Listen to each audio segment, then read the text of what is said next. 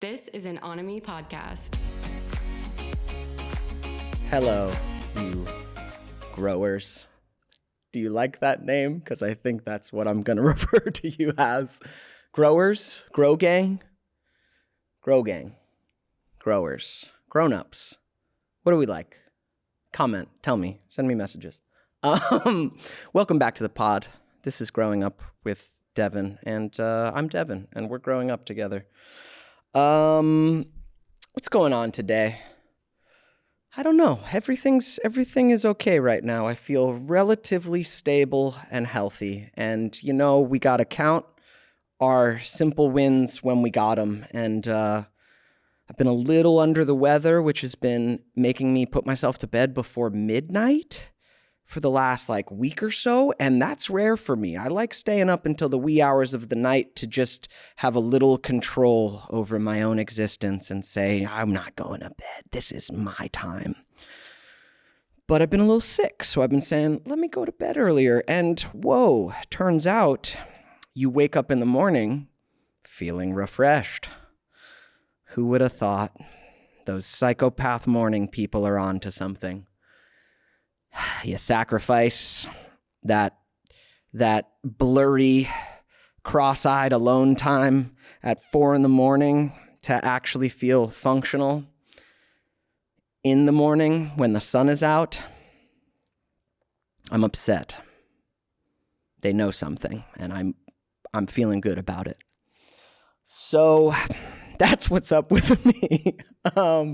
Today on the pod, I talk with the incredible songwriter, singer, and ridiculous TikToker, Jax.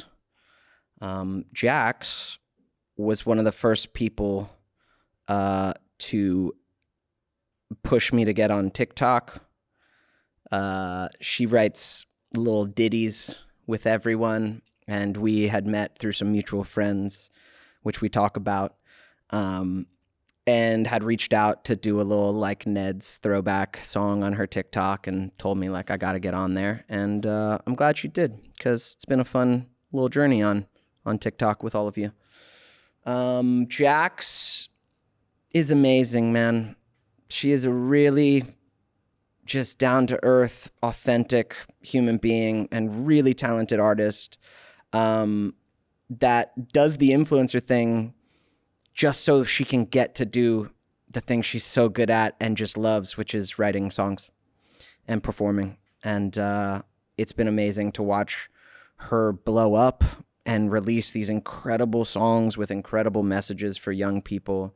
I got to be in her music video, Ring Pop, her music video for Ring Pop, which we talk about as well, which was a great experience for me and a hilarious could have been awkward situation because her boyfriend was directing and her and I are romantic in the music video. So that was a blast. And you can check it out. It's a great song, great message, great music video.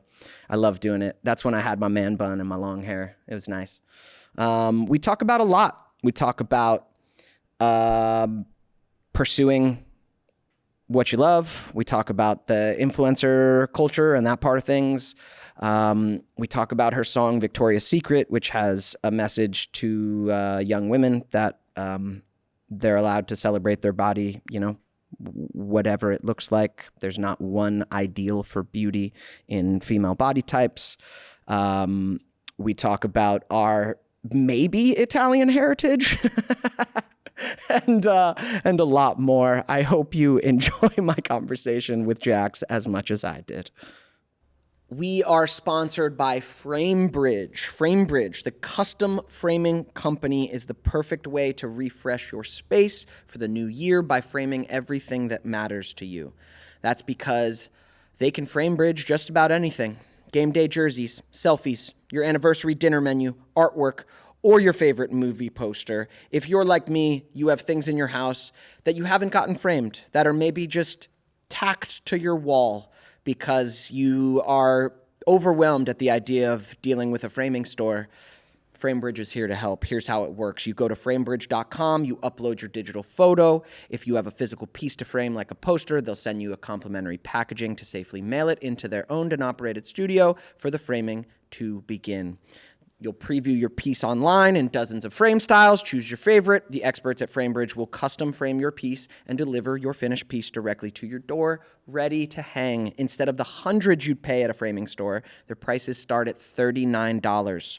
Order online at framebridge.com or stop by a FrameBridge store near you to work with a designer in person. This is a necessary service for all of us. I know you're like me and you just have loose, willy-nilly photos and posters all around your house, or little cheap, dinky frames. FrameBridge has all the goods for you, okay? Get started today. Frame your photos or give someone the perfect gift. What a nice gift to give someone. You give them a photo of like you guys and a nice memory, or like their child or like their dog, and you frame it for them. That's adulting. Go to framebridge.com and place your order today. Cool. So cool. Hey. Hey, Jax. What's up, Devon? It's been a while. It's been a minute. It's been a minute since it's been a minute. I don't know the words, but I love it. Yeah, cinnamon rolls. Thanks for bringing us Dunkin' Donuts and coffee. You're welcome. We love Dunkin' so much. This podcast is Here at the Grow Up unofficially. Podcast, we love Dunkin' Donuts. It's sponsored by Dunkin'. We Unofficially. like it to be sponsored by Dunkin' Donuts. Wow. Yeah, thanks for fishing for sponsors with me. I got you always. Yeah, we'll just keep trying. Every episode, I'll just try a just new be a different brand. whore for a I'll brand. just be a like slut for literally, coffee and yeah. donuts. Just like we'll post everything you want for free donuts. So since I saw you last, you've gotten engaged. I have. Congratulations. Thank you. You've moved into a home. I have. And you got a puppy. Those are all the things I ever really wanted in life. The only thing left is just like a baby, and Wow. then that's it. And is that like soon too? You just want to stack it all on at once? I mean, I've been thinking about it since I was like in puberty for the first time. So I'm just gonna look over at your fiance. Yeah, is it something where to be?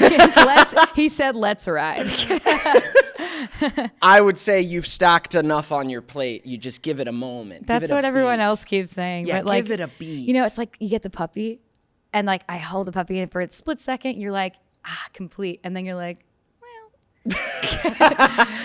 What if So this close. was a human baby? This would be though? awesome if this was a human. Okay, I get that. Yeah, she did. She did try to like kind of like go for my boob at one point. The puppy? Yeah, because she's so young. Yeah. And I got really excited about that. So I was like, that's a little twisted. I probably shouldn't be saying that on a podcast. No, But it like hit like a woman. it did. Place in you. Something came out of me. I Yeah. get it. It's like weird, but also I get what you're saying. You know. I had a little kitten nibble on my skin looking for a teat one time, and I just felt it was strange. Yeah. It felt weird for me. You felt maternal. You're right. You're right. It actually awakened All something kind in of me. like estrogen, just whoosh. Yeah. I was like, oh, I get it. So Mommy? context for people, Jax and I met at a Super Bowl party We sure many did. years Yes, ago. it's my first time trying White Claw, so there was that. Ah. I thought it was not an alcoholic beverage. Oh, you thought you were drinking sparkling water. I thought I was chasing it with you thought tequila. You were chasing so yeah, tequila so like we with got there sparkling during water. the day. We're like, we had the solo cups, and we're like, all right, yeah, we'll have a drink, like a day drink, and we like poured the White Claw into the tequila. We saw like a fridge full of what we thought were seltzers, and then it was like 1 o'clock, and we were like, I'm turned. drunk? Yeah. are we drunker than everyone here? Like, and he's like, yeah, I'm really drunk. And I was like, what what do we do? Like, why? What? And then we realized that we've been chasing tequila. With doubling White Claw. down on liquor for an hour. So yeah. Wow. Great Super Bowl, though. I have no idea who played or who won. I don't remember either. There I was barely beer pong. remember meeting you, to be honest. Yeah. It was all kind of a blur. It's Great true. time. Good times. Had a great time. Shout out to Taylor Gray for hosting. Yeah, thanks, Taylor. We love you, you. And then you hit me up years later. Did we do a TikTok first, or did we do your music video? We did TikTok. Yeah, we did TikTok. Yeah. You first. came to our apartment in a Tommy's Burgers parking lot. Yes, where most of your TikToks. Yeah, where it all started. Where it all began, where all the magic happened. You must have been like my first like real actor, entertainer, celebrity feature that I've ever had on the platform. That's crazy because now you've had just about everybody, it feels like. I like have been getting really lucky. I mean, lucky, that's the truth of it. People are always like, how are you? Like, are you paying them? Like, how are you having people come over?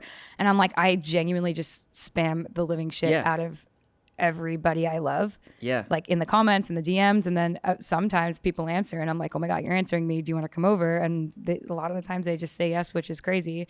Yeah. I mean, we definitely had a personal connection, so it was really easy, but I get why that happens. Like you watch your stuff, you go, this girl's great. The songs are fun. The TikTok's fun. Like, sure, I'll come over and make a little song. Thanks. I think like it's cool that I have the platform now, like at 26 when I've experienced enough life to like at least know certain things that matter.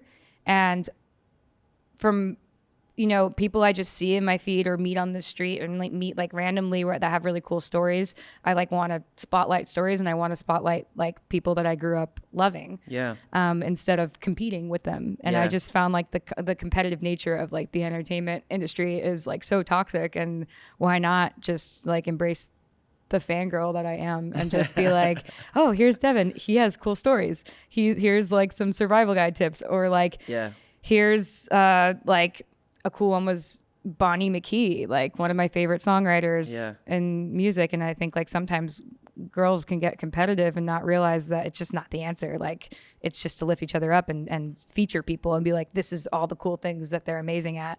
And and I have no problem with it. Yeah, that's one of the things I love most about you is you're not playing a competitive game. Hell no. You're just kind of... I can't compete. That's it. I got 4 chords. What am I going to do to compete with Bonnie McGee?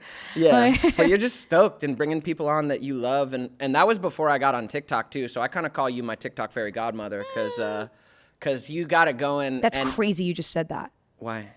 Because we had Kristen Chenoweth here yesterday to make a song? Make a song, and she's the original fairy godmother. That's bizarre. Yeah, that's dude. some like weird. Okay, I saw her original run of Wicked with Adina and her. Same as a child. Magical, man. Yeah, I was a teenager. Oh, I literally shit my pants. When she walked in, I actually had to do a shot of whiskey during the day. Yeah. Not had to, kids. Like, you shouldn't drink to cope. But I did because I was like not chill. And everybody was like, dude, relax. I had a spread of maybe every charcuterie piece you could imagine, donuts, all the things. I was like, we need everything. And then she just rolls up into the house and she was, I mean, it was like jaw drop, epic human being, kindest, most inspirational, down to earth, talented, secure in how much of a legend she is type of human being, that she was just like down to hang.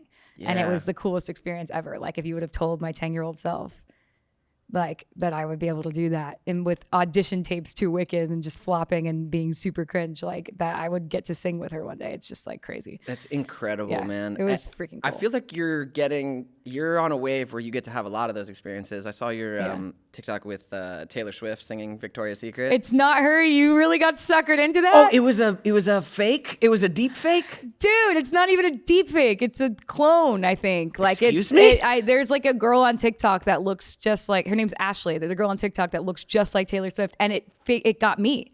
I like literally screamed to the top of my lungs before even doing any research, sent it to everyone in my record label, everyone in my agency, all my friends and family. And then like within that 30 seconds, I realized the account is like not Taylor Swift. Yeah.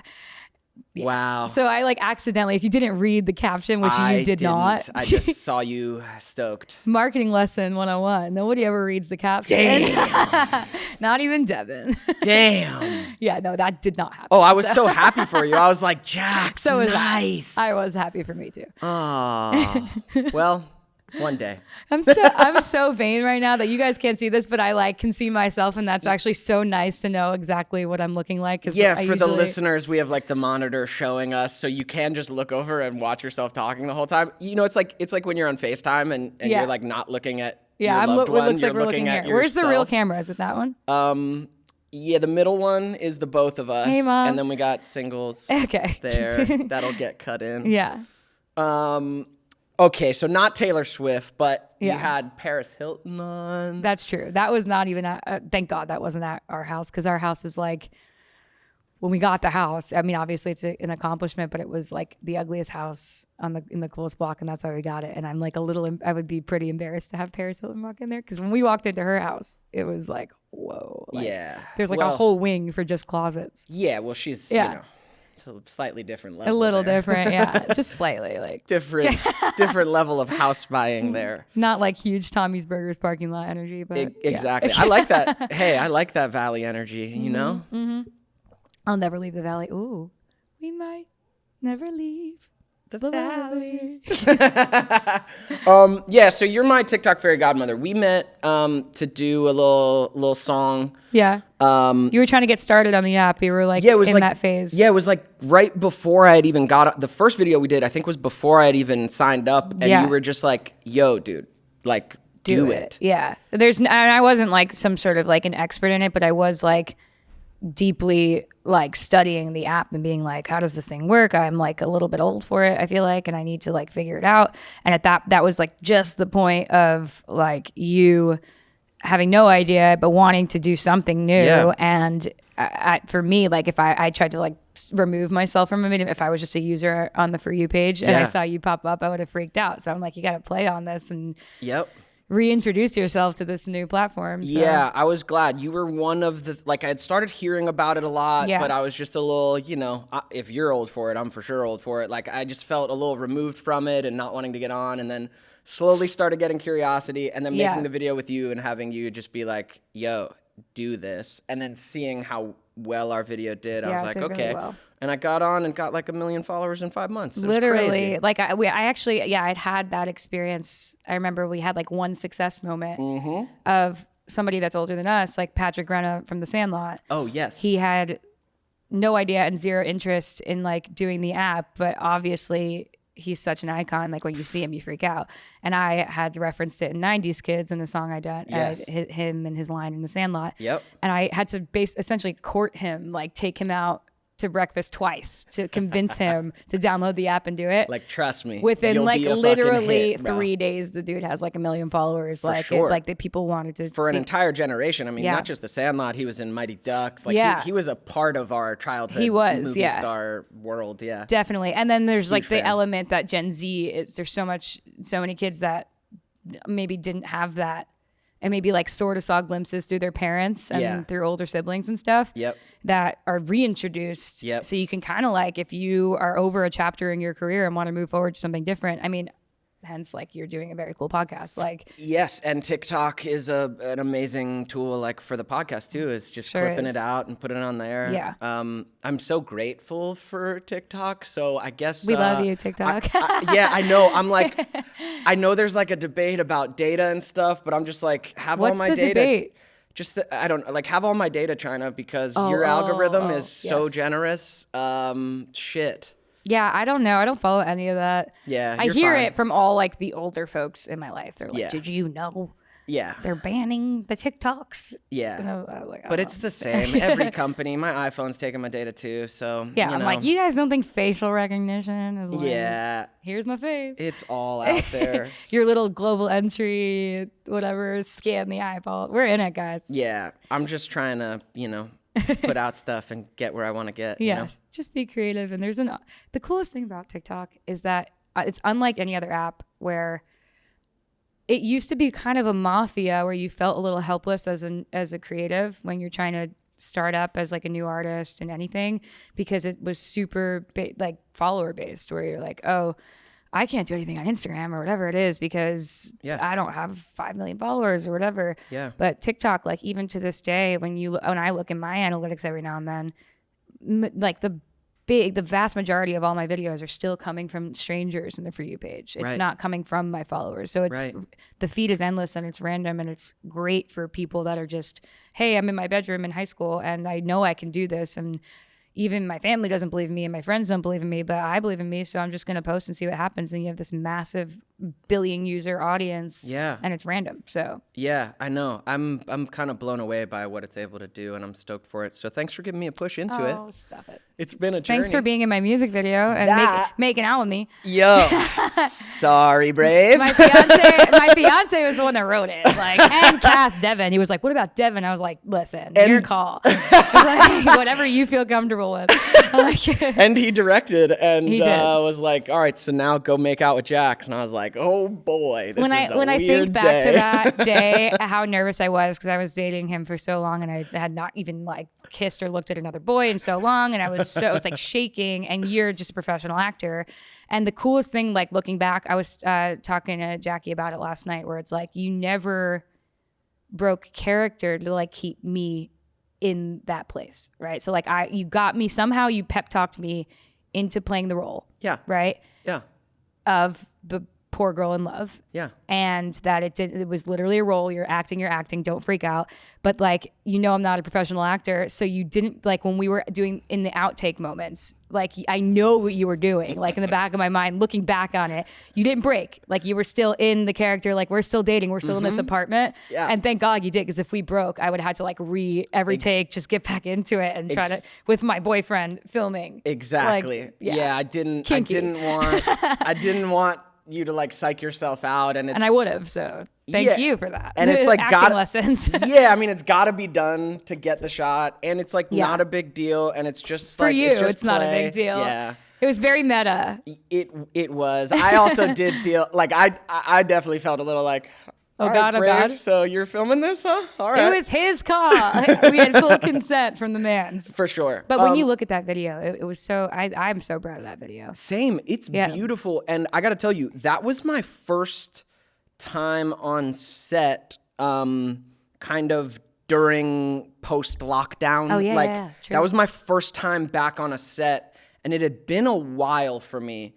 And it felt so good to just be on a set. I love this shit. I agree. love being on set. I love collaborating with people. I love the environment. Yeah, and me like too. driving to go film that day was like another little like awakening of like, oh yeah, I like love doing this, and it's been a while, and I've been like locked in my fucking apartment for a year. Like, this feels really good. I need to do more of this. I'm like, so it felt glad amazing. that you got that. I was so nervous, and I'm so like insecure on camera. Like music videos really stress me out, and I can't even imagine. I mean, you've been on camera your whole life, so like, this is something that was your expertise. Yeah. So you essentially carried the whole thing, and I just was kind of like, okay, whatever Devon's doing, I'm just gonna do that too. Like you did great. Were you smashing a car? Were we kicking the whatever the hell we were doing? Yeah, it was fun. Yeah, it was really if fun. you guys haven't seen or heard Jax's song Ring Pop, check out the music video Quick to plug. watch Jax and I date. Yeah, we dated for 2 days.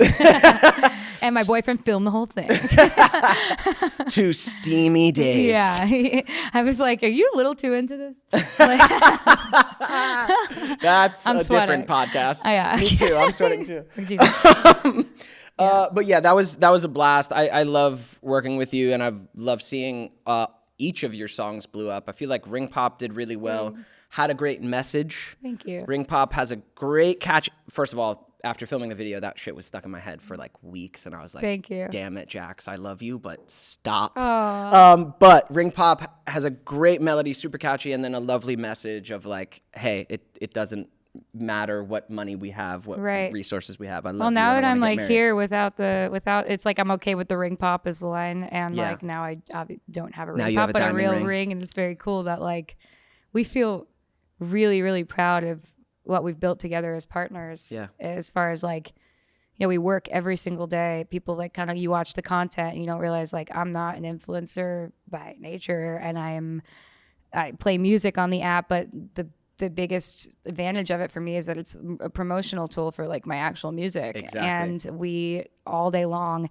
if we're not making the videos and kind of hosting people to come over and editing and coming up with concepts, we're, doing photo shoots, or we're, making an album and, wearing a lot of hats, and I definitely can't do it alone. So we have it feels cool to be in a place to have like saved up for those bigger milestones. So That's so beautiful. so I'm not exactly okay with a ring pop. So Yeah. but I'm okay with how the the climb, in the words of Miley Cyrus. Exactly. Yeah. The message is there, but Yeah. you didn't get a ring pop. You got a ring. You gotta guard your eyes. Yeah, I know you say like you're like not an influencer by nature, even though you're crushing it. And I kind of get that sense from you that like you know that you have to do it, but that your love is music Yeah. and just like the fucking art and the making of it and the creativity of it. Right. It's not the being out there and everyone knowing you and all that. No, I actually feel pretty awkward in a lot of these like hype house type settings. I don't like know, I feel old and like I don't know exactly how to engage. Are you with 26 people. and you feel old? Well, like these kids are like, some of them are like 15, 16. Look down on them. Like, Don't feel old. Look They're down good at upon what they're them. great at what they of do. Of course they like- are, but don't make yourself look down upon them. I just don't know you about know the- more. You've had I more am your life. elder. Yes, you've written more songs. You've had more time. Definitely written more songs. That's what I'm saying. I've spent years out here on a publishing deal writing for the influencers who want to like start music careers. Yeah. But the most influencery, it started with parodies of songs and really like songs from other people's perspectives. So like I find like the mama's perspective in Bohemian Rhapsody, or Right. like Stacy's mom's perspective, like a lot of Really funny. Yeah, just- Long Island Mother type Yeah. of like my mom and Jesse's girl. yeah, Jesse's girl. Yeah, we exactly from the boys' perspective, Right. And then like eventually, I kind of just got bored with it and started posting my fingers crossed. Hopefully, this original song works and people still care, which was the real dream come true. Yep. And then from that point on, I had really, really like bottled up my inner cringe and cheesy tongue-in-cheek pun style of writing lyrics. I'm like a lyricist primarily. And because my whole life I've been told that it was like, this is so cheesy. You cannot write this in a song. You can't say Victoria was made up by a dude. Like that's not cool, right? And I was trying to be cool for my entire life. And then when I realized like people actually would watch if I was not that trying to be cool and just doing what I liked, then that was really an eye-opening thing for me in the last 3 years, because I realized I could actually make money being me, and that's the coolest thing in the world. So Yeah. you guys rock for giving me that. Yeah, that it's not for sounds- everyone, but it's like it's a really cool space to be in. Yeah, that sounds like true success to me, is you getting to do what's authentically you Yeah. and not trying to be something. Right. And 'Cause that's I'm not not trying to be sustainable like too anyways. musical or too introspective, or like repeat the same word over and over with a big drop in a song. Was never the writer I was. Yeah. But I was really ridiculed for it for a lifetime. Wow. Like since I've been writing songs since I was like 13, really. Wow. 12 or 13. And like ever since the beginning of that, like I love writing. I loved writing in school. Like Yeah. When did you start playing piano? even younger than that. I loved it because it was fun. I could like perform for my cousins. I was that kid, like the one, the TikTok trend where it's like, if you did a play for your family on the holidays, you have issues now. And I was like, hey, Facts. it me. Forever. I started really like playing when I realized it was a very convenient tool to be able to have an instrument, even if you're not great at it, because I taught myself and I have terrible technique. But with even me if and you're guitar. not, it's just a tool to write songs, and it's a tool to gig out and go play open mics and go play at bars and stuff like that. I was like sneaking into bars to make money and play with like a bucket of singles, like when I was very young, just to get started and get people to hear my music. So I needed to learn it. Otherwise, I'd have to take that money and try to hire my friends Absolutely. to play behind me, and then I'd just end up in the hole. So I learned it to be able to fend for myself in the business. So Smart. And where'd you grow up? New York and Jersey, like a little bit of both. I was born at Brooklyn, Long Island for like half of my life, and then eventually Dirty Jersey. Beast Coast. When'd you come out to LA? I think I've been out here for almost 7 years now, which is kind of crazy. Yeah, weird to think about. Yeah. Yeah, Did you miss New York? a lot. I miss it once the seasons like fall. Yeah. I like the weather changes, and Yeah. I like the pace. Yeah. I find that aside from today, editing TikToks in the car, I'm like weirdly punctual in LA. People are like, you're early. I'm like, wait, I'm 30 minutes late. How is this early? Yeah. It's a different pace and speed and a different kind of honesty. Yeah. It was a huge adjustment. I'm sure you know. Like, Yeah. I mean, I've been here. Yeah, you've been here. But to come from the East Coast and like when you go out in New York, people, if they don't like you, just be like, I don't fuck with you. Yeah. And I'm just going to move on to that conversation. You're like, dope. I don't fuck with you either. So I'm going to, whatever. And it's no hard feelings. Yeah. There's an efficiency to it. Yeah. Like there's an efficiency to that of just like, right. I don't like you. It's all good. We're moving on. Yeah. Like there's a bigger heartbreak in being led on. Exactly. I mean, I've had so many, are we best friends? Oh my God, we're best friends. But it's a lot of the social scene in proper like Hollywood is, what can you offer me and what can I offer you? And if nothing, like I got to move on to this. It's all like networking as opposed to just vibing until you find your circle. Exactly. It was a lot more work to find my circle out here than New York. So I believe that. Yeah. I do love New York for, I mean, I'm LA. I don't think I'll ever live in New York. Yeah. But maybe a place, maybe a little condo. Yeah, I'd like to go like spend time there. But I got to go there a couple years back for a premiere, and I was just there a couple days. And man, I needed it because I'd been in LA, I mean, a long time, and I hadn't been traveling much. And LA is so much time in your own head because you're like driving so much, or you're at your place, you're going A to B. There's no public transit. You're not walking places. So you're driving A to B, and then once you're done socializing there, then you're driving back and you're in your car and you're in your head.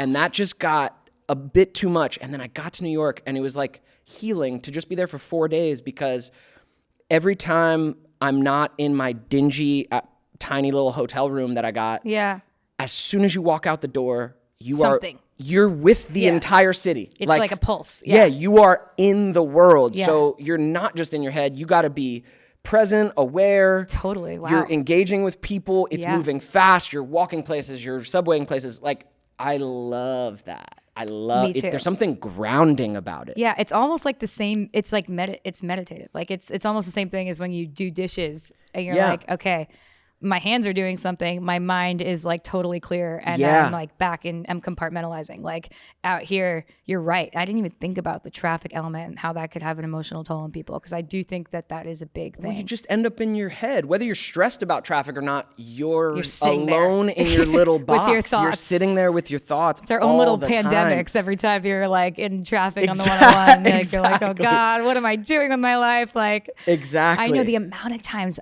It's so crazy. I never thought about it that way, but the amount of times I've talked myself out of my gut feeling in traffic about like a song.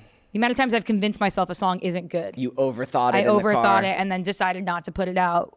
It's always in the car, actually, I think. Yeah, it's why one of the reasons I love podcasts is I try and like I try and fill the space with the podcast talking, and let me just focus on that, so I don't go down the rabbit hole of my own mind. If you're in your car right now, I hope you are exactly not talking yourself out of your dreams, but listening to us.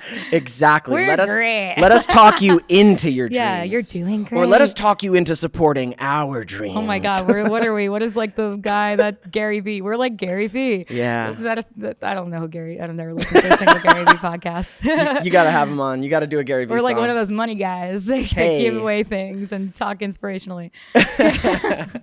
But yeah, I really like. I've had to try and rebel against my own mind in the car, and either use it for like positive affirmation thinking or manifesting thinking. Like what do I want? What am I moving towards? What do I want it to feel like? Yeah. Or just fill it with fucking other people talking. We call it positive delusion. Like I still think back to. It's actually really funny. I keep trying to find that spark of like how confident and delusional I was when the first TikTok, Stacey's mom from Stacey's mom's perspective. I mean, I've been trying to break through in music with singing for my entire life, and then on TikTok trying for a year, right? And flopping. Right. And like how delusional I was when I woke up to the view count going up like insanely, screaming around the apartment. And then when I like had gone out to drinks with my friends that night, I was like, oh no, it's like no, this is what is happening now. Like It's I done. am not going to stop, and I'm going to keep moving, and this is how I'm going to get people to hear my original songs. And I was laughed at like they were like, everybody has a viral video on TikTok, dude. It's like random, it happens, good luck. And in my mind, it just went like I was so delusional. Good. They were right. I mean, But you have proved to be right. It's a cool level of delusion. It's like almost good delusion. It is. It's manifesting it. Well, So all anyone pursuing an artistic vision, you Right. have to be a little delusional. right, Because reality says probably not. right. Like if you just focus on cold facts, it's Right. like if you focus on like odds or The probability. odds are like one. It's the truth, and really to be like successful, really successful in like any field. But like I remember the especially the last arts. time I have had that feeling of delusion was when I was just a kid and had no idea what the world looked like, and I was like, oh no, I'm gonna be like a pop star, like I'm Yeah. gonna be famous, like, and I'm gonna do this for. There's no plan B, and then you start to get older, and then you start to go broke. And you Yep. start to realize like your family dynamic, like can I do this without my family? Do I know how to pay my car insurance, my health insurance? Can I maintain a creative freelance career and pay rent? I can't. This is hard. There's no way in hell I'm going to be able to do this unless I get one crazy lucky break. You start to really, really shrink and shrink and shrink. Yeah, dude. From that. It's that feeling of being fearless when you're a kid and going down Black Diamond when you're skiing versus now when you're an adult and being like, I could break my face and all my legs and I'm not doing that, you know? Absolutely. So you start to, the fear kicks in and the reality check kicks in and just, but And it's when the you killer get of one dreams. little lucky thing every now and then, one little boost, you just have to like grasp on for dear life. And, yeah, you and grab onto the pretend. courage, you grab onto the fucking Even the little inspiration that it things. gives you. Like I mean, even before TikTok, we're doing two studio sessions a day, night sessions, getting the text being like, this rapper wants you to come in. And I'm like, holy shit, okay, I'm awake, just get up, go. That was my second session of the day, and I'm there all night, and nothing happens with the song. You just keep going, and that was the spark you needed for the week. And I for remember real. my first cut writing for someone else was Paris Hilton. Ironically, it was a song called Best Friend's Ass. Wow. And I was just so excited that Paris Hilton and Kim Kardashian were in a music video singing something that I had DNA on. Yeah. And that got me through like 3 months of just pure excitement. So you got to hold on. It's real. You got to hold on to those wins. I mean, talking about like our interaction, like a little TikTok with you was a little juice for me. Yeah. Working on your music video was a little, like I said, a little reminder of like, oh, I can do this I and love I this. love doing this and like I want to do this. Yeah, and there's potential in it. Like it's like, okay, I see the vision. We're gonna do a TikTok here, and then I'm gonna post something. When people click my name, they're gonna come over to me, and I'm gonna post something new into the world and see what happens. It's exciting. Yeah, because man, the fear is the killer, and like when you start checking reality a little too hard, and then looking inward too hard, I mean, the not enough core feeling can come up big, or I can't do this, I'm not capable, or whatever that is. I've definitely like dealt with a lot of that. I'm the sure last you have. X amount of years. Your whole life, you're Yeah. an actor. That is such a hard job. Like, Yeah. I have all the respect for your biggest actors and your smallest actors. Like it's just constant fear of rejection, and you're always performing constantly. And I mean, I think about, there was an era of me thinking it'd be a good opportunity to even just start auditioning for things, and the pure anxiety, just like you put your heart and soul into even just a tape. Yep. And it's just like no answer. Exactly. You know, that is just like, Yeah, not even rejection, just silence. just silence is like even worse than rejection. Just silence. Yeah. Just nothing. Oh God, that is a hard job. And especially when you have to commit the way you commit. Yeah. It's you have to be delusional to go after it. Yeah, you do. And that's okay. It's like, that's all right. Yeah. You can't, like, As long as you have the stamina for it. Exactly. Like, Exactly. just constant ups and downs and creative. That's just it. That's why I get when people have done it for a long time and say, I don't want to do this anymore. Yeah, it's hard. Because holding on to your sanity when just the natural rhythm of pursuing this is so up and down emotionally, financially, mentally, spiritually.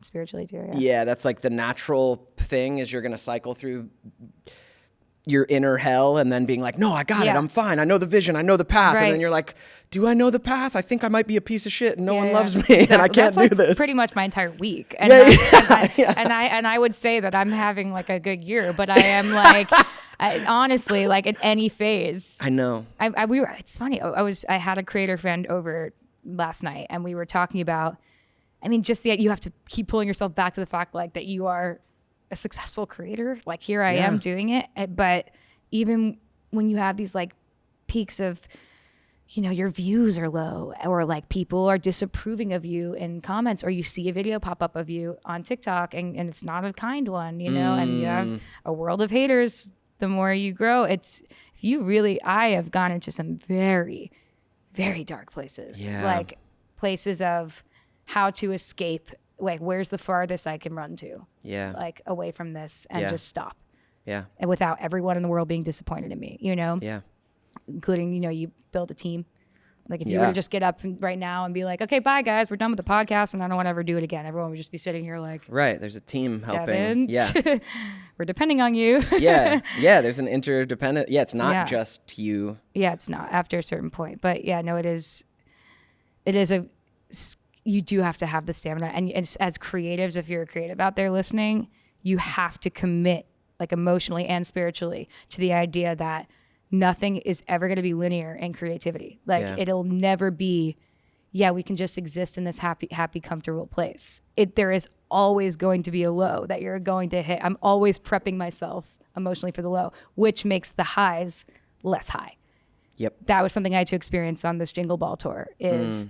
You're playing arenas. It is a dream come true. Like the Garden was a dream come true. Dude. Right? And that's everything I ever dreamed of and more. Yeah. But when I got up on that stage, I had glimpses of the excitement and that feeling of like, this is the best day of my life. Yeah. But the overall feeling was not allowing yourself to get too excited because this is work still. And this is very cool. You accomplished this, but don't feel that high to an extreme unhealthy level. It should all be like, this is awesome. I get to do what I love. You have to stay linear while your career is not. Like, if that makes sense. Life kind of like forced that balance on me a couple times in the last X amount of years. Years back, I was premiering this movie in Mexico, and I thought the movie was going to do a lot better than it did. It ended up not doing anything. But the premiere for it, it was like a 2-week premiere party event in Mexico in 3 cities. Big celebration. Yeah. The movie took 4 years to get done. Like, it was a high point. And like, we're just being like toured around Mexico. Everyone's kissing our ass. Like, real high point. I was excited about the movie. I was excited about my work in it. We were like on stage with Steve Aoki in a fucking stadium in Mexico City. Whoa. Like, insanity, right? Yeah. While that week was going down, I got a phone call that my parents were getting divorced. Oh, oof. Yeah. Devon. So. Sorry, dude. Yeah. I mean, this is years ago now, but it's life. But yes, and it was one of the highest weeks of my life simultaneously with the most devastating news in my life. Yeah. And it was happening simultaneously. So it actually it made me a little crazy, but it gave me that space of looking at, wow, here is the full spectrum of my life. Here it is. Right. And that it's not just you. Yeah. Like, it's almost impossible as a human to not get wrapped up in like attention, right? Like when you're getting all this love, you're like, it's the pressure and it's also like you get excited, like naturally, dude, you know? I was a little grateful for the low I was experiencing at the same time because it's really grounding. Yeah. I could feel this was an independent Mexico movie that I had hopes would be semi-decent, right? Yeah. I still like the movie and I like my work in it. It just didn't go anywhere or do anything. I just got to say, it just didn't do anything for me. Right. But getting all that attention on that premiere tour, I could feel like my feet lifting off the ground. Yeah. Like I could feel, this is how people start to get disconnected from reality. Like, this and start to believe that they are bigger and better and more important. Like, I could feel my own fucking ego, like my heels coming off the ground But because of the low I was experiencing, it was like, hey, man, nope, bam, here's life for you. Right. So I get how people who get real famous real fast. Like kids. That's why I've always been so impressed with you, is like you've always kept a healthy balance of work out in LA when like you were a kid when you were experiencing a huge amount of success. Yeah. And if you didn't have like the resources or people around you that love you, that like to keep you grounded, that you can be in a terrible place naturally. Like it's not even like I know it's not even your fault. Like that's what I felt on that tour. It was like, oh, this is a natural thing that happens. Of course it is. It Like, inflates the fuck out of your ego, and it's hard to not if you don't have people it's all around you're seeing and hearing all day long, and then all of a sudden you realize, oh, things like divorce happen around me and people are going through their own issues. You get off a tour, you're like, oh, everyone's life went on after I just had all these screaming people and all this drama and chaos around me at all times. It's not even just like the love. It's that feeling of how important what you're doing is. Like there's so much importance what's going on, and then you realize everything's the important world's massive. all around us. Like it's not us, and that's why the lows can be super devastating for me. Like, that is why it's like when you come home and everything's quiet and you lose all of that momentum. Yeah, that is a pretty terrible emotional place to be in if you're not looking at every day like I'm lucky to have woken up and that's it. Like, you know? Yeah, it's why you got to surround yourself with like really good people who know you, who know really you and want the best for you as a person, not you as the fucking. And it's okay for that force. Group of people to be very tiny. Yeah. Does not have to be a posse of yes guys. And no, it shouldn't be. It never, no matter how hard I try, like my circle of honest, loving human beings that care about me for real and I care about them, it's like maybe 5 people. Yeah. Like you guys got a cool ass friend crew though. I know some of your circle. Yeah, you got good people. That's true. Well, it's actually it's inspiring to be around other creatives, like people that are in your field. Like something I'm going through right now is there's a girl I babysit on TikTok and well, not just on TikTok. I babysat her like way before for years out here to pay for groceries, and then pandemic hit.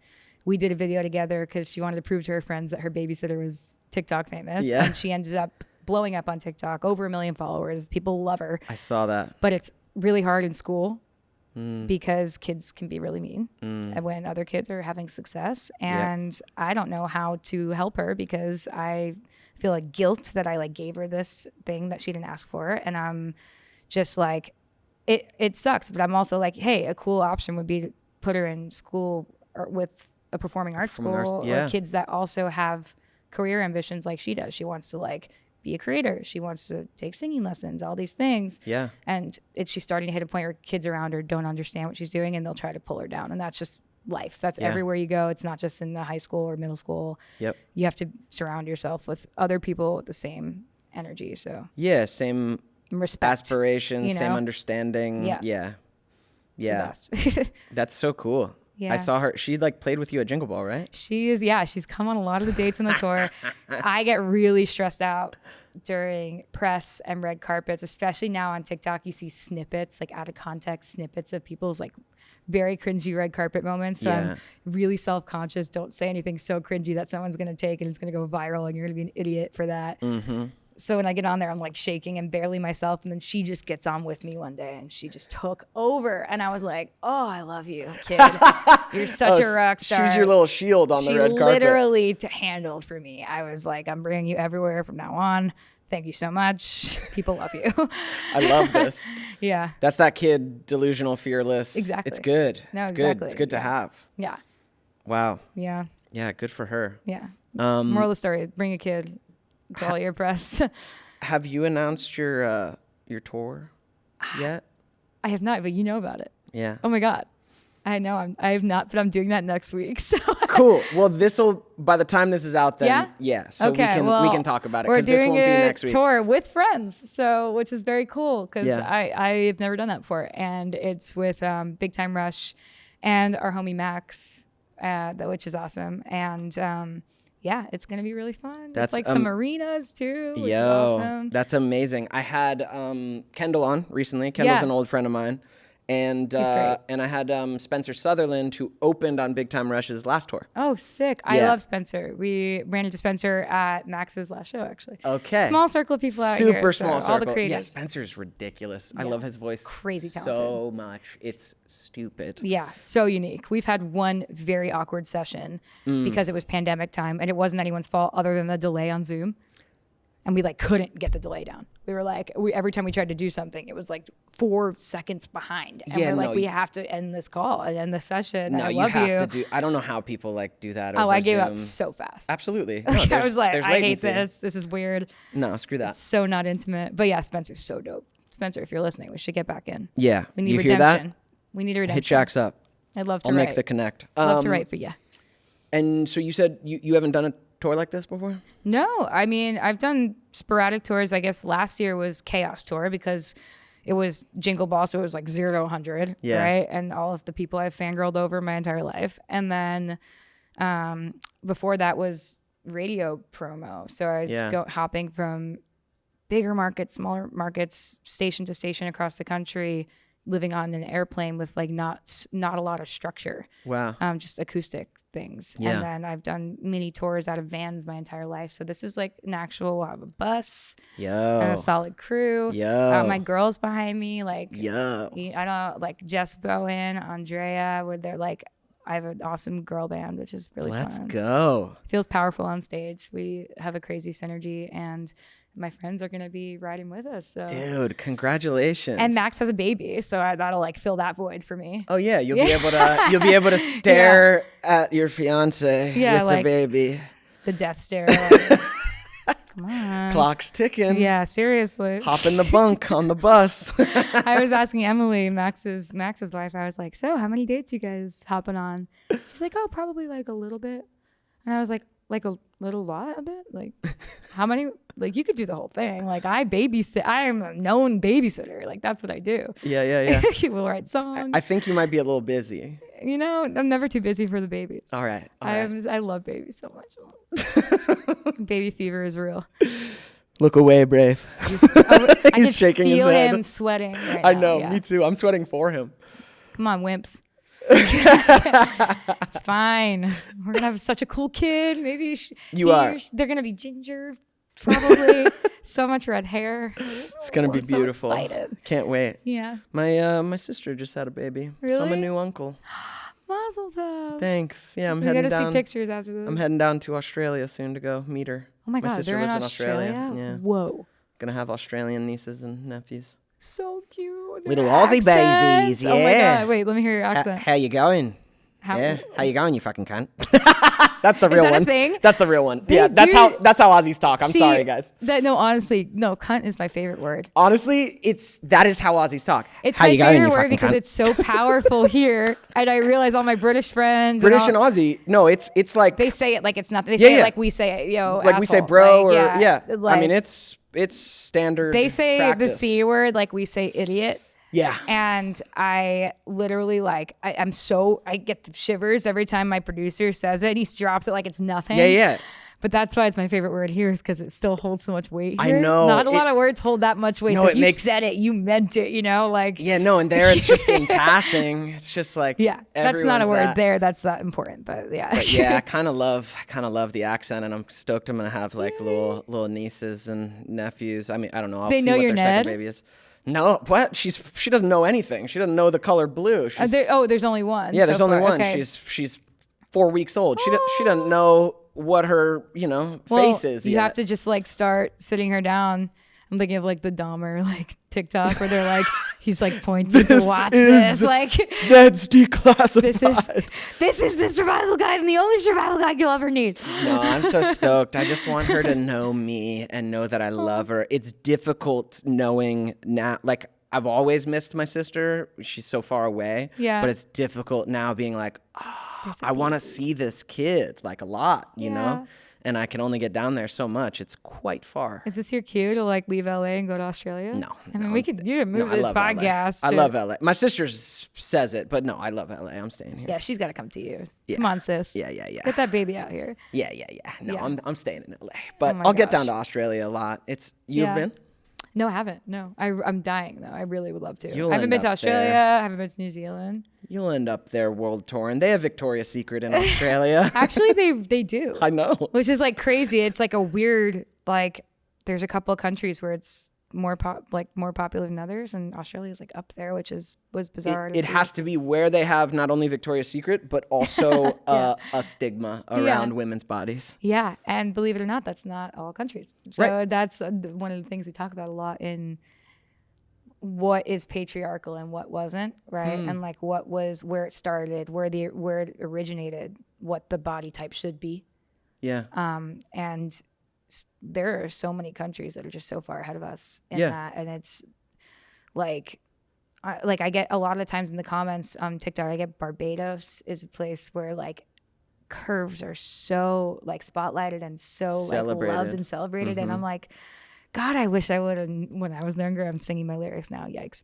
I wish my booty would have been celebrated, because I always had like, you know, a soccer bod, like, and I always wanted this very, very tall body type I never had, because it was that was the only body type that was celebrated. Nothing wrong with that body type, but it was like I felt not pretty my whole life, and there are so many countries that there are countries where it's like, if you are like a thicker body type and you have like, you're proud of your cellulite and like all these things, like that it is symbolic for your wealth. Exactly. Like, where it's like, it means that you can afford you're more successful. calories. Yeah, literally, pretty much. Like, Yeah, I know. you can afford to, you know, feed yourself, and like it's the symbol of like a successful female. Like, and that's pretty cool to me. We don't really have that right now, I hate that that's been a perpetuated belief for so many young women, because I will say, coming from a dude's side, some dudes hold that attraction where they're more attracted to skinny, but I know plenty of dudes where like that's not even a major thing. I swear to you, before I had written and released Victoria's Secret, I did not trust a word out of my fiance's mouth when he was like, I love your butt. Like, I just like, I just love grabbing onto your thighs. You know, like, he loved my curves. Yes. And I was like, you don't have to patronize. In my mind, I was like, you don't have to tell me that just because you're making me you feel know better. Exactly. I'm like, I know you know. I'm full body dysmorphia, every eating disorder in the book, you name it, I've had it. And when I look in the mirror, I'm like, had grown up disgusted with it, right? Yeah. And like, looking in the mirror, I find every single day something wrong. Yeah. And when he's like, oh God, I love you, I'm so attracted to this, I literally it's like the same thing as consoling me. Yeah. Like, and then when Victoria's Secret came out and I was privy to all these stories, and I got a million different body types in my feed all day long because my algorithm swapped over. Yeah. And I was like, damn, these girls are hot. And then I was like, I know they're hot. I know they're beautiful, right? Right. I'm like, maybe he actually means it, like, when he loves my curves. And then all of a sudden, like, the goggles like kind of started to shift into neutrality. I wouldn't say like I'm just looking in the mirror going, damn girl, but I'm definitely not in a place right now where I'm angry like I was before and feeling gross. And I think that like he tells me every guy he knows loves the curves. They love someone to grab onto. I mean, Meghan Trainor was the first to say it. Yeah, for she real. was like, what was it? Boys like a little more booty to hold at night. And that's like, God, it's really true. He loves the little booty to hold at night. So. It's real. Guys don't have the same perception that's been put on and conditioned into young girls, young women. Well, that's where the sick part comes in. That's where like the anger comes in, where it took me a second to figure it out. But once I kind of got it all on paper and tried to write this song for years and couldn't, until I had spoken with Chelsea, right? It's a war on women. And it's a war on people in general, like your consumer. But it really is a war on women when you have a boardroom full of predominantly older men in a room deciding what beauty is, knowing very well that there is a mass amount of people that would find diversity in body types attractive. Like, if you know you can make money by diversifying your marketing, right? Saying I could actually make a lot of money and be very successful if I have all different body types, like wearing my clothes, right? And you still choose to only feature one body type in efforts to keep people feeling like they need to do more and they need to keep opening up their wallets. They need to keep living up to this expectation. That's war. That's like really dark. Yeah. That's intentionally giving people issues to capitalize on it. Yeah. And that's where the real anger came from in the Yeah. song. I know the song is like, it's cheesy and it's goofy. I didn't want it to be a sad thing. I wanted kids to hear it and laugh. Yeah. And laugh at this stupid fucking idea that you had to look like one thing. Yeah. And you had to keep paying money to do it and keep asking your mom to like put their credit card down so you can look like this. And this is what hot is. This is sexy. This is beauty. And it's one thing. And then you have a million companies just kind of doubling down and pandering now that they've all been caught. Yep. So there's like this weird middle ground, like of finding the right, honest branding, right? Yep. But I definitely feel that like opening kids' eyes at this stage in the game when they're this young and they're kind of starting to feel a little darkness or feel a little insecure about what they should look like versus how beautiful they are. I think that it's so important right now to make sure they are aware of the scam. Yeah. And I think that will shift branding. I don't think I'll never single-handedly do it. In fact, I didn't start it. Like everyone's like, you did something. I'm like, I didn't do shit. I put melody to a movement that already existed, but at least I'm hoping that it gets stuck in their head enough where they believe it when they sing it.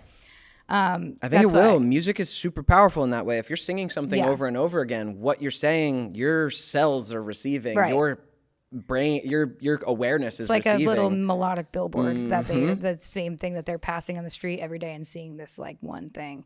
But Dude, yeah, I think we're changing for the. I mean, we have so much work to do, but like I think we're headed in a better direction. It's so good. I'm really stoked to see it. It's so. I mean, this is part of growing up anyway. Yeah. Is as teenagers when we're developing, when you're young, like you develop complexes, you develop lenses that you see yourself and the world through. And this is part of maturing. This is part of becoming an adult. Is growing up? You mean? This is part of growing up. Did you guys know that we are in the hills right now? Like this is not a green screen. That's not a green screen. That's a window. We are growing up, and we did this just for the show. But really, it is part of growing up is figuring out which lenses and what part of my conditioning like doesn't serve me, isn't for me, isn't real. Is made up. Yeah, is made up for someone else's motive. Yeah, motive too. And figuring out, like you said you got back to neutral. That's good. You don't need to put on a lens that's the other side of thinking I'm amazing, I'm the best, and I'm hottest in the world. Hopefully you get to that place of self-love naturally, totally. But you just want to remove the conditioning. You want to remove those lenses because, man, we call them blind spots. You won't even realize that you're seeing the world through them and they're hindering you. Like you said, you couldn't receive the genuine love your boyfriend was giving you for your body. You couldn't even receive that love because of this fucking conditioning. You're so right. And life has been actually far more sexy since the release of the song. When I felt good about me and I was able to like let that in, things have gotten definitely sexier. Yo, I'll leave it there. I love that for you and for me, everyone, Jax. Not for the children, but for me.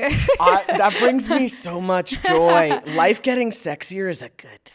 Yeah, I mean, we actually do talk about like the importance of exercise and the importance of, because I'm not like the person that's like be unhealthy. I get a lot of that side of critique after the song. Like I have all sides of every end of the spectrum being like, you're encouraging kids to not exercise. And I was like, I don't think that's the point of this song. I don't think it's ever referenced. That's bizarre that you say that. Yeah. I think you might be encouraging kids to not exercise. Yeah. I think exercise is, meditation's important. Yeah. Cardio is important. Like we feel better being healthy when we're is working important. out together, we eat clean. When we're eating cleaner, we feel better about ourselves. We're happier. We're smiling. Yeah. We're more into each other. You know, it's just like the human health aspect of things. But like, but I've also gone in a dark, extreme place where I was literally, I would not have left the gym if I was 2 steps behind on the mark I was supposed to miss on this hit on the stair climber of like 1,000 flights,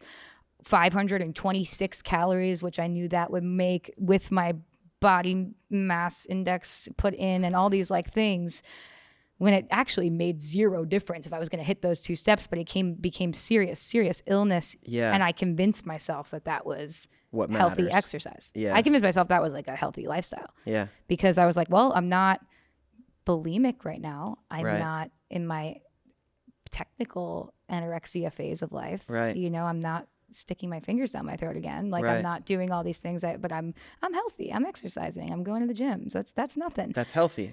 Yeah, right. Like But I'm not up if at it's 6 a.m. once for the gym, and if I didn't meet the calorie mark, I was back there at night after my studio session. But I booked Planet Fitness, not because it was cheap, but because it was 24 hours. Right. And I was like, because I can wake up at 3 a.m. in a pure panic that I'm hideous and go to the gym. Yeah. Like that. That's not healthy either. No, There's I like- think if exercise is coming from a place of hating your body, Yeah. if it's coming from a place of self-loathing, it doesn't matter how strong Right. or beautiful your body gets, quote unquote. If it's coming from a place of you self-loathing, Yeah. then it's not healthy because self-loathing isn't healthy. Right. No, you shouldn't be doing anything to cure yourself. Yeah. hatred. You Exercise to get strong. Exercise to give to your body. Yeah, Exercise to totally. fucking To glow. give to yourself, to get Yeah. stronger. Getting stronger feels good. Yeah.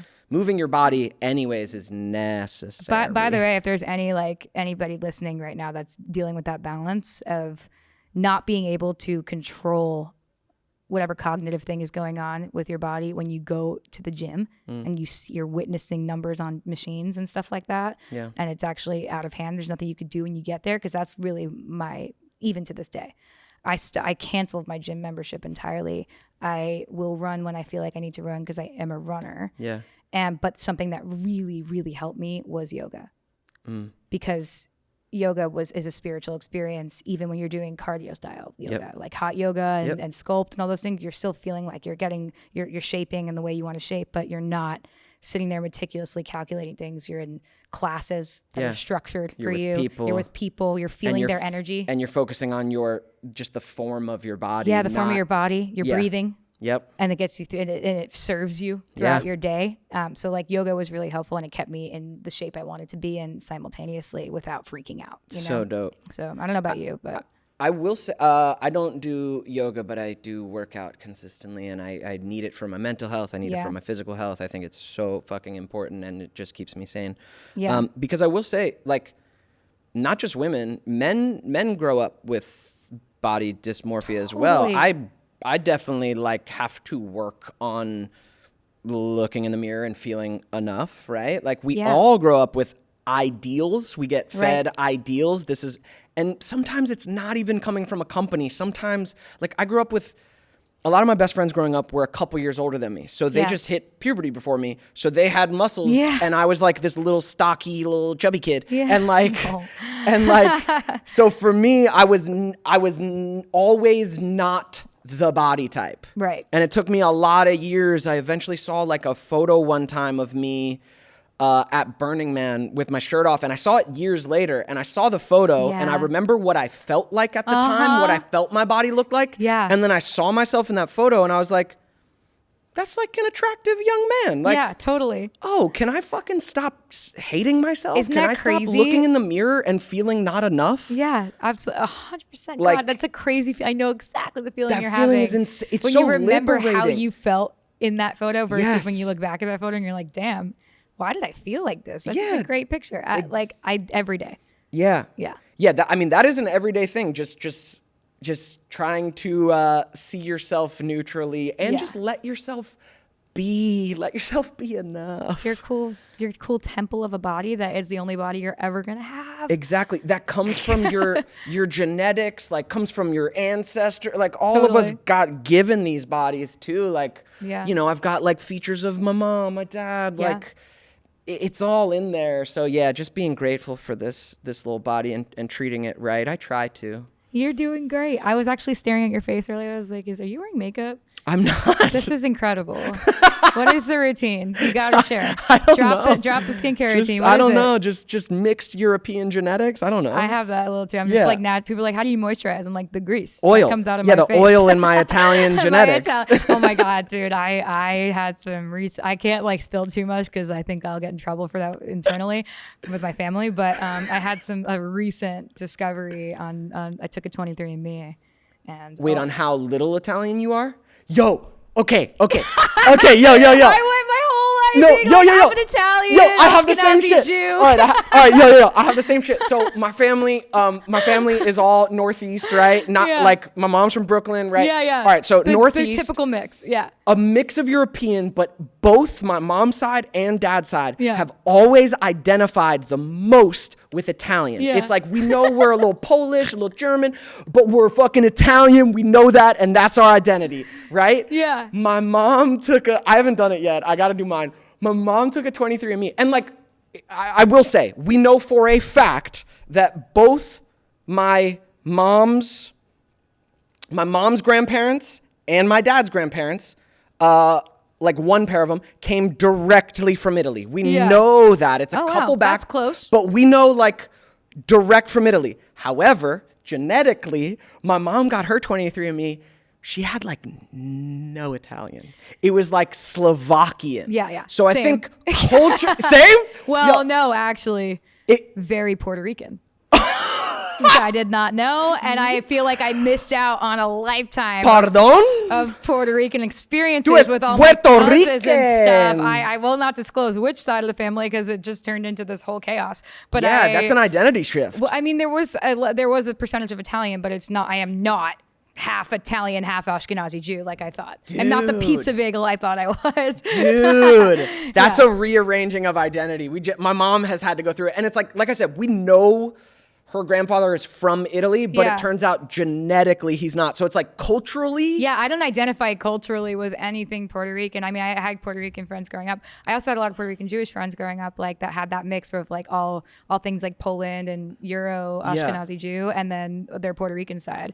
And I always thought like they had just like the coolest family parties, you know, because it was like they would mix the family parties and it would be all things like a giant melting pot. I love it. And I missed out. I feel like I missed out on it for sure. You missed out on being like, yo, all the I'm people this I found too. that were my like cousins, like all lived very close, and I never knew it, and I was super sad. So there's that. Like it was really a stressful thing. This is great. I know. I also feel like kind of like a dumbass for going around saying I was Italian because like that was my culture. It's like a fake culture that I had that like of all the garlic and all the cooking and the hands and the loudness. My advice, it's so fucking loud. I'm being loud right now. Just said Italian and my volume got louder.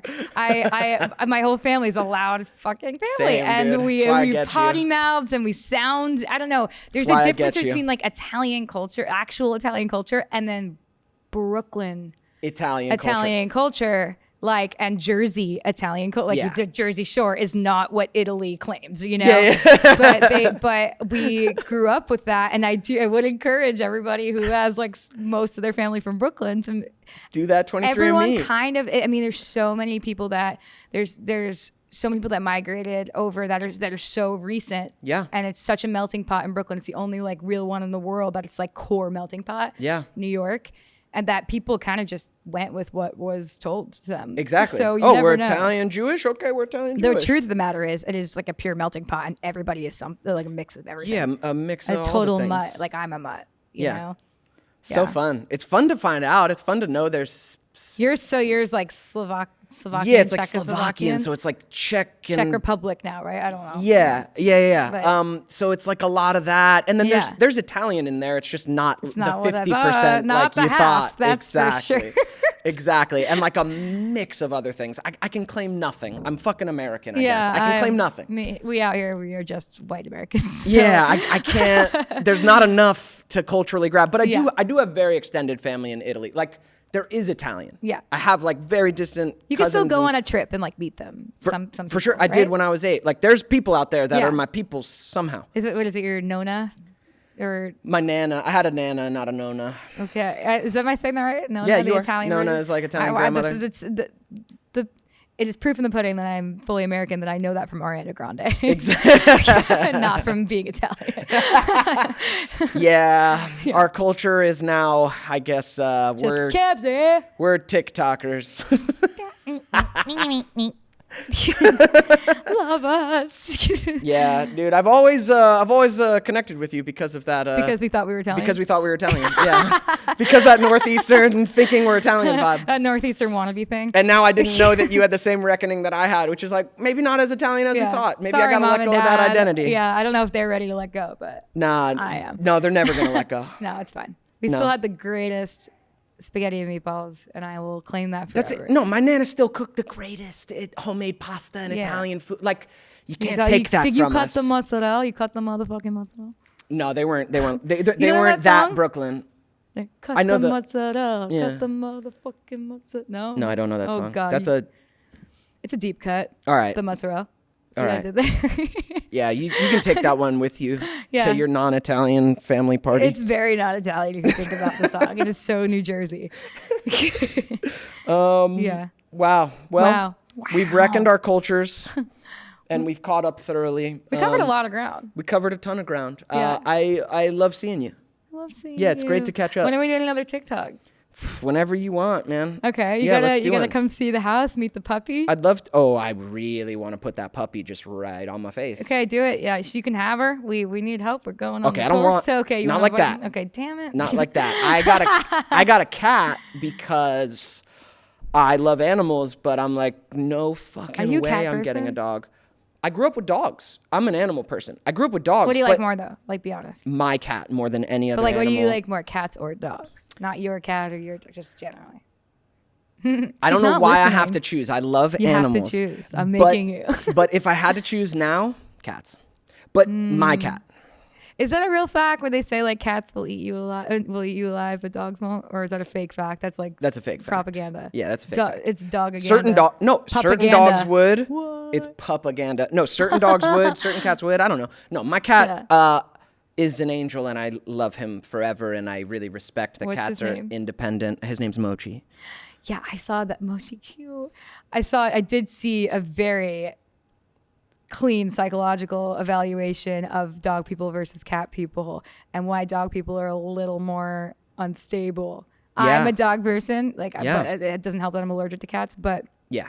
I will say it is bizarre to like need to be needed by your Yes. animal. Like, it is very cool that cats are super independent and don't need you at all. In fact, are like, yeah, I just need to be fed and then you can leave me alone. Yeah. Or and you- like, or love and me, they're whatever, social. but, No, my like- cat's like, no, he's social, but he's not needy. He's not like, a dog. Hi.